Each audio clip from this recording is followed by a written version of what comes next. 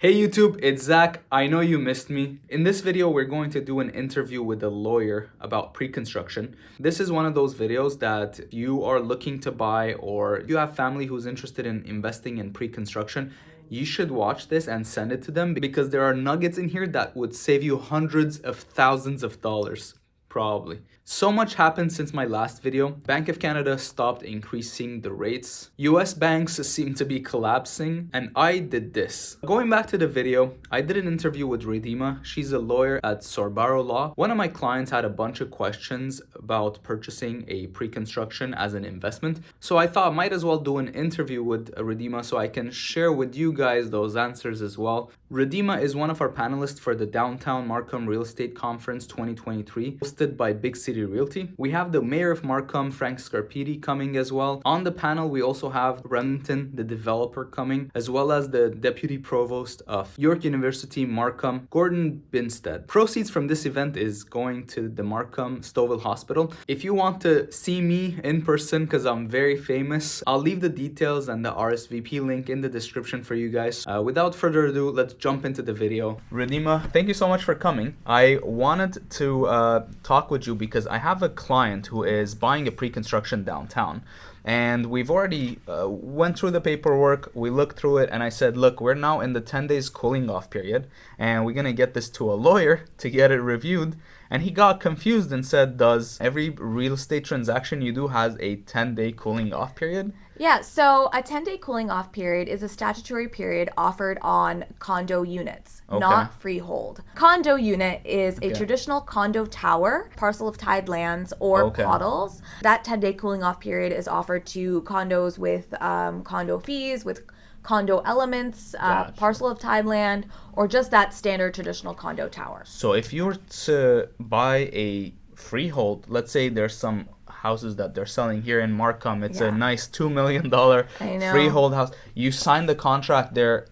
No, generally there is no conditional review period for a freehold home. The only time I do see them in agreements is when they are negotiated at the time of signing. So before you sign, you got to make sure you say, add a cooling off period. I need to get this reviewed. Exactly. Got you. And obviously this doesn't apply to resale residential, because when we go and because for these we put conditions right now, and that brings me to my next question, because you said a deposit. Yes. Of course, when we're signing these paperwork, builders usually ask for $10,000 as a deposit. Yes. Let's say 10 days cooling off period. We get the paperwork to you. We get scared. We don't want to do it anymore.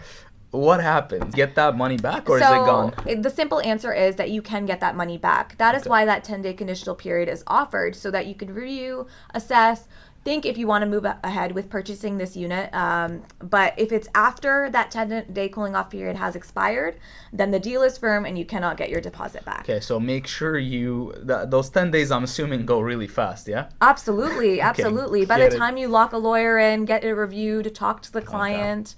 For me, it's easy. I'm going to send it to you. Yeah. So as we were reading this agreement, with the builder, we noticed there's a section there talking about occupancy. There were a bunch of dates, but nothing solid. So it felt like we'll be paying the builder occupancy for 5 years. I don't know. How does that work? Can you tell me? I know. So interim occupancy does have a cap to it. Generally, in agreements, I see a cap of 24 months or 36 months for how long an interim occupancy period can last.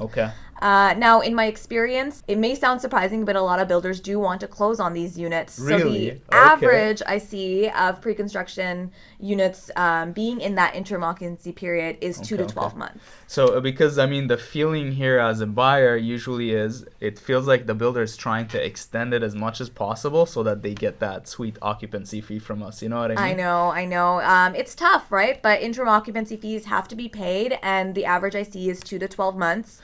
What does that entail? Like, what are you paying for, like, occupancy wise? Yeah, great question. So interim occupancy fees are made up of three parts. The first one is condo fees, which is determined from the proposed budget. So when you get that signed agreement, they give you a disclosure statement explaining what the condo fees or estimating what the condo fees could be, subject to an inflation as well. Okay. The second part of the interim occupancy fees are property taxes. These are not assessed. Obviously, you're buying a new building. 4 or 5 years. Yeah, they're not assessed right away. What they end up doing is that they take a percentage of 1% of the purchase price and estimate it on that. The third portion of the interim occupancy fees, interest owing on the outstanding balance of the purchase price. This interest is based on the conventional mortgage rate that is set by the Bank of Canada. Basically, during occupancy, you're paying the maintenance fee, which is, you're going to pay that eventually anyway. You're also paying a property tax. At this point, it's estimated. And you're paying an interest on kind of the leftover balance of the purchase price, right? Yes. So when does that unit become like occupancy ready? When does the builder say, okay, now we're going to give you the keys? Yeah, that's a great question. So interim occupancy happens when the unit is habitable. Okay. And being habitable means that the unit is wind and water tight, that there is running electricity in the unit. It does not mean that the appliances have been installed. Oh, so you can get the keys, but you might not have a fridge. Basically, it's okay. Yes. I have a situation where one of the agents from my office sent, the showers didn't even have the knobs installed yet, but that they got the keys, so that's okay. Yeah. So because wind and water tight is the outside of the building. Yeah. Okay, exactly. Got you. Almost every client of mine asks this. Maybe you get this question a lot too. Maybe. Do you have to pay the occupancy fee? Great question. Of course, with all these fees, you want to look for ways to avoid paying interim occupancy fees. Don't want to pay it. Don't want to pay the builder a rent. Unfortunately, I have to be the bearer of bad news. You have to pay these interim occupancy fees. So as we were discussing, the interim occupancy fees are based on the condo fees, the property taxes, and the interest owed on the outstanding balance of the purchase price. So from these three items, the only thing that you could impact is the interest. Because the interest rate is fluctuating with it being based on the Bank of Canada conventional mortgage rate. If you put down a higher deposit at the time of signing or structure. So it's going to be obviously a large amount, so you have to put a big sum down if you want to reduce that. Absolutely, yes. So let's say someone's not looking to do that. Obviously, they can't get rid of the maintenance fee or the property taxes.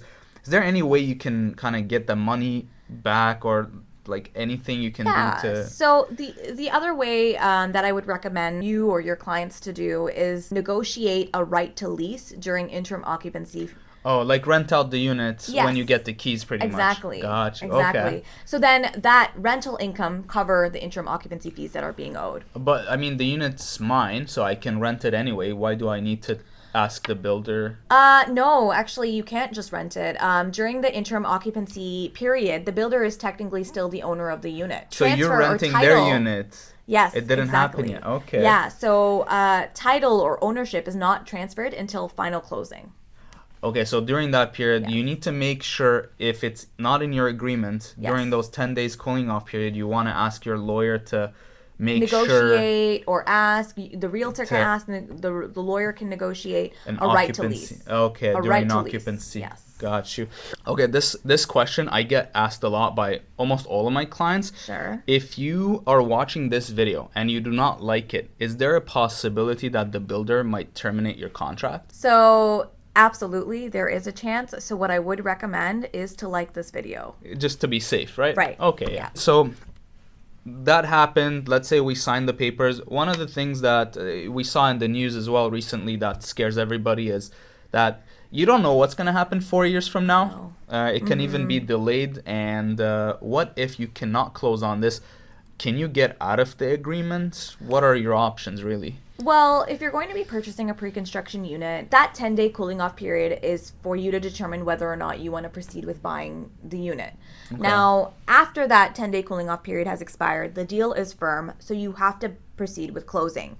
Otherwise, you could get sued for damages, and the unit's yours. You have to close on it. Yeah, it's a firm deal because you've signed off on it, and if you fail to close, you're breaching the rules of contract. Yeah, basically. Okay. Yeah. So what are your options? So the other thing I would recommend is that as sort of a safety clause or to protect you years down the line, because ultimately we don't know where we're going to be 5 years from now, is to include a right to assignment in the agreement of purchase and sale. Oh, like sell the contract almost, right? Yeah, Oh, basically. okay. So you'll be able to sell the unit prior to final closing. Now, of course, this is only permitted with the vendor's consent. There's conditions and fees associated with it as well. Okay, so you still have to ask the builder. You just need to make sure there's a clause that allows you to assign that. Absolutely. Yes. And in that period, you're not technically getting a mortgage. Is that right? Because that's the concern here. During occupancy, you don't have a mortgage. Before closing, you can assign the unit and you'll be able to. Yes, exactly. Okay. That's all good. Let's say the day happened. We're all happy. We can get a mortgage. We're gonna close on this. I heard that there's this HST rebate. What is that? So when you're buying a pre-construction unit, HST rebate is generally included into the sale price because the builder pays that on your behalf. Okay. So there's no rebate technically offered if you're going to be living there as your primary place of residence. Okay. What does become concerning, though, is that if you're purchasing as an investor or if you're not going to be living there as your primary place of residence, you're going to rent it out, whatever the case may be, you have to pay an additional amount on final closing in addition to your closing costs, in addition to your purchase price, in addition to the mortgage that you're getting to qualify for it as well. Okay, so is there any way to not pay that extra if you're an investor? Well, not necessarily not pay it. You do have to pay it on final closing, but what you can do is that if you choose to rent the unit out, you have to have a 1-year lease in place. 1 year. Apply to the CRA for an HST rebate.